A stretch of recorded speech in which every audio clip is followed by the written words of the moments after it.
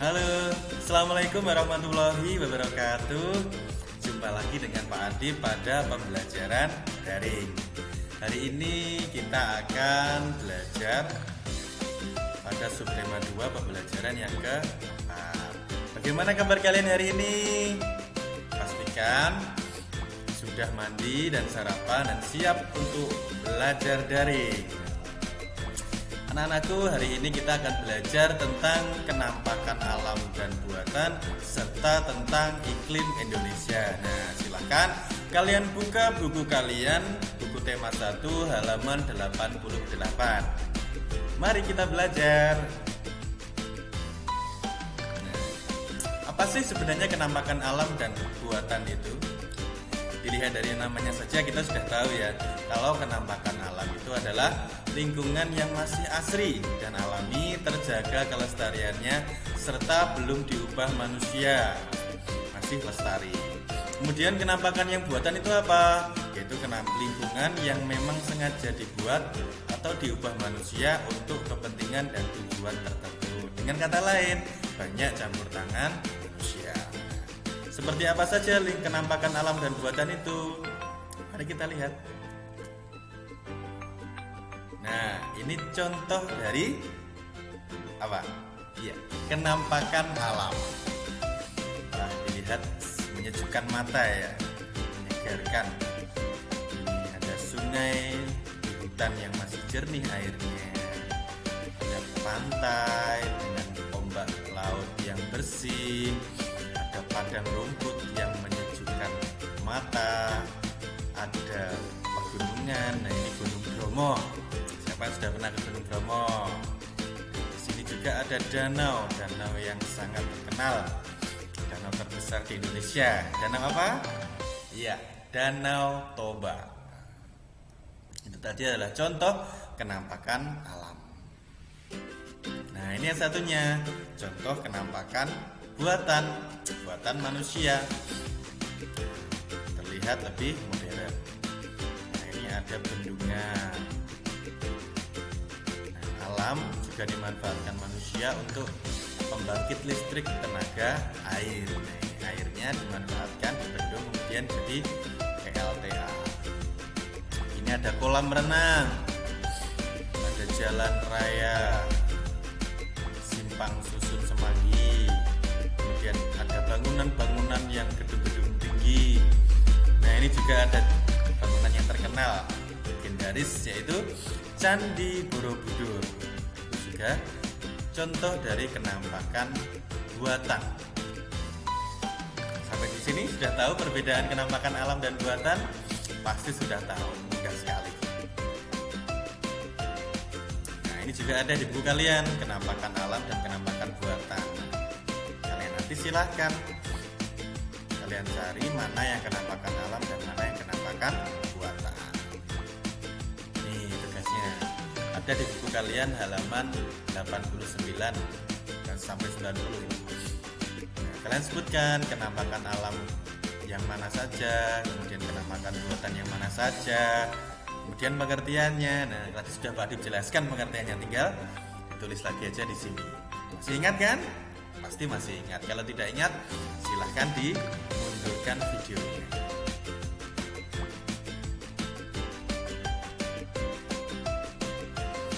Kita juga akan belajar tentang bentang alam Indonesia.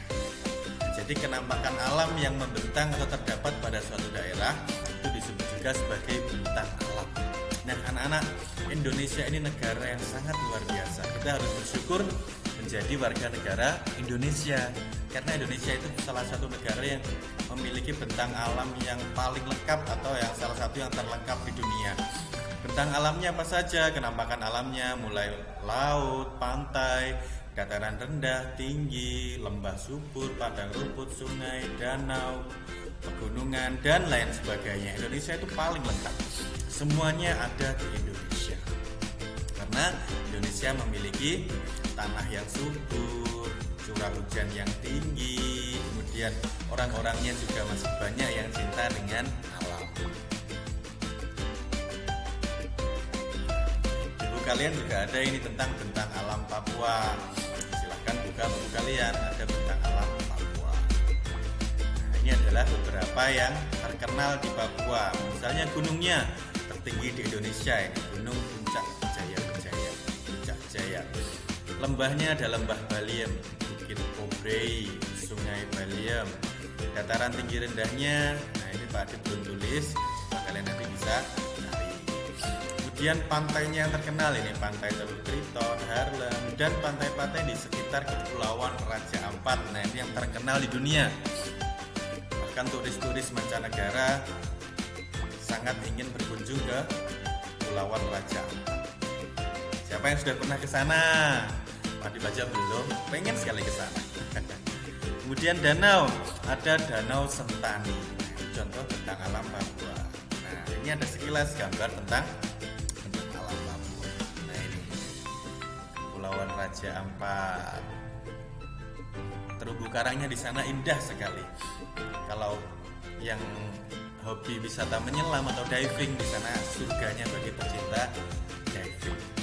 Ini ada Danau Sentani, tidak kalah indah dengan Danau Toba. Ada Lembah Baliem, di sana tinggal suku adat yang sudah sangat lama mendiami Lembah Baliem. Nah ini gunung tertinggi di Indonesia, Gunung Puncak Jaya. Itu Kepulauan Raja Ampat. Nah sekarang tugasnya ini buat kalian.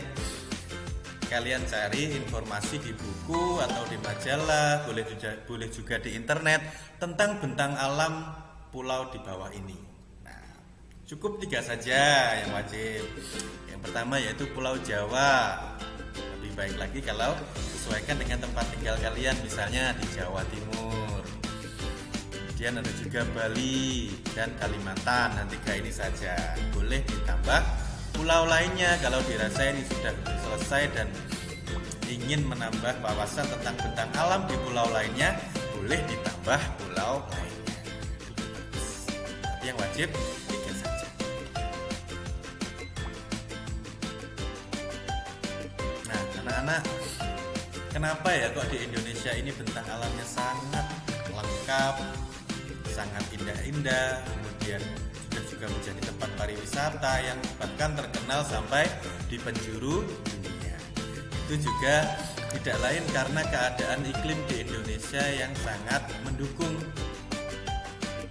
Iklim itu apa sih? Nah ini iklim adalah keadaan rata-rata cuaca pada suatu wilayah dalam jangka waktu yang relatif lama.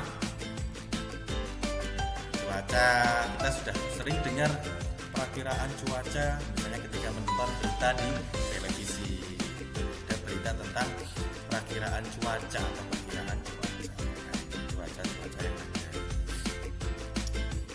Antara lain keadaan suhu udara, tekanan udara, curah hujan, angin, sinar matahari, dan lain sebagainya.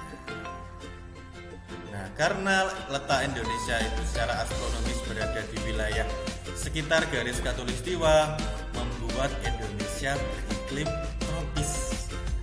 Apa sih iklim tropis itu? Mari kita pelajari.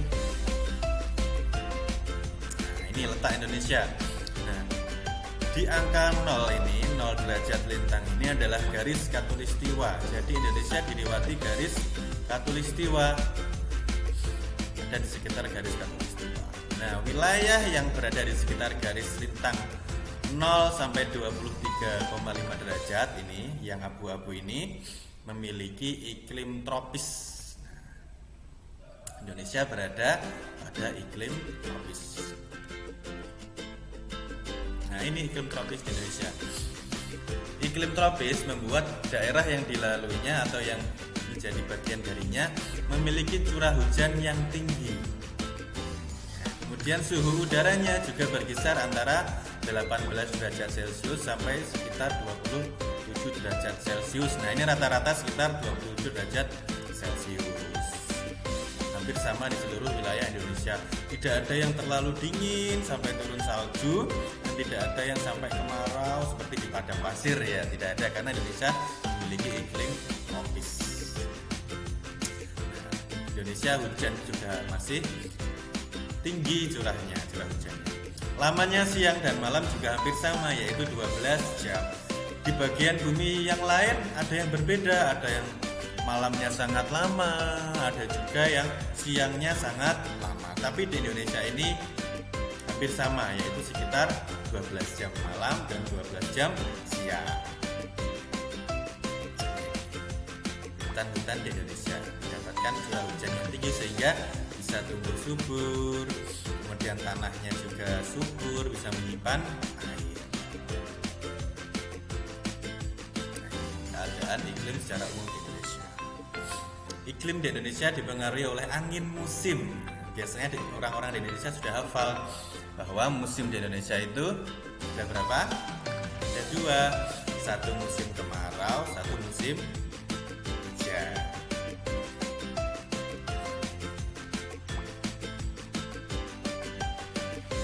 Nah, ini yang mempengaruhi musim di Indonesia, yaitu angin muson. Angin muson ini angin yang bertiup di antara benua Asia dan benua Australia. Yang pertama yaitu angin muson barat.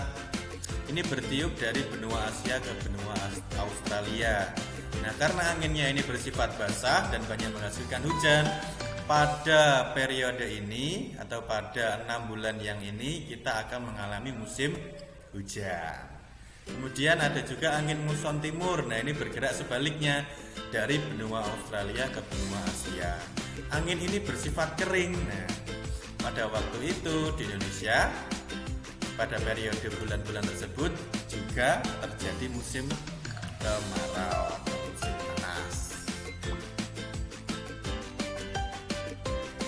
Nah, tugas kalian silahkan dikerjakan halaman 95. Nah, tadi kan sudah tahu. Nah, silahkan ditanyakan kepada orang tua atau bisa cari di internet bulannya dari bulan apa ke bulan apa ya, misalnya waktu musim hujan, kemudian musim kemarau, dari bulan apa ke bulan apa. Yang terakhir ini ceritakan fenomena alam angin muson. Nah, tadi sudah Pak Adi ceritakan, jadi kalian tinggal meringkasnya saja atau merangkumnya, kamu tulis di sini.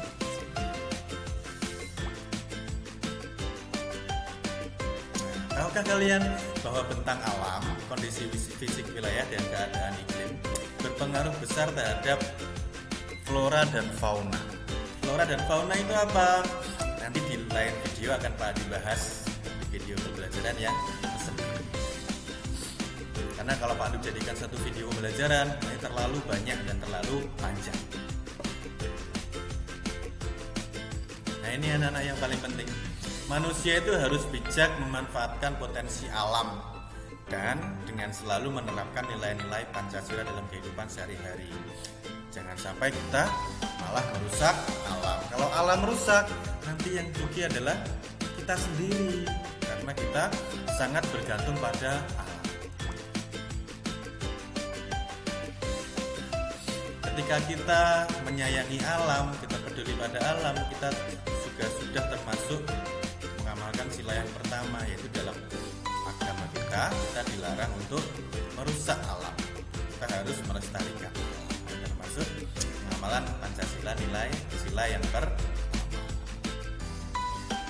Nah, tugas kalian sekarang pasangkan sila dengan pernyataannya yang ada di sampingnya. Nah, yang cocok yang mana? Misalnya sila 1 ini cocok dengan yang B.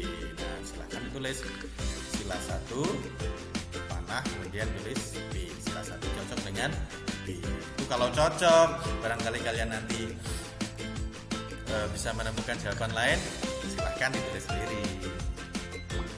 Kemudian ini, cari manakah sikap atau perilaku yang sesuai dengan sila Pancasila dan tidak sesuai dengan sila Pancasila. Nah, kalian sebutkan angkanya saja. Misalnya 1 tidak sesuai, 2 sesuai. Nah, kalian sebutkan angkanya dan sesuai atau tidak sesuai.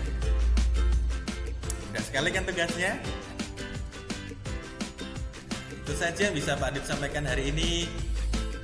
Jangan lupa tetap jaga kesehatan dan kebersihan diri maupun lingkungan kita. Patuhi protokol kesehatan. Dan jangan lupa like dan subscribe channel video YouTube Pak Adib. Itu saja dari Pak Adib akhiri. Wassalamualaikum warahmatullahi wabarakatuh. Semangat belajar di rumah ya.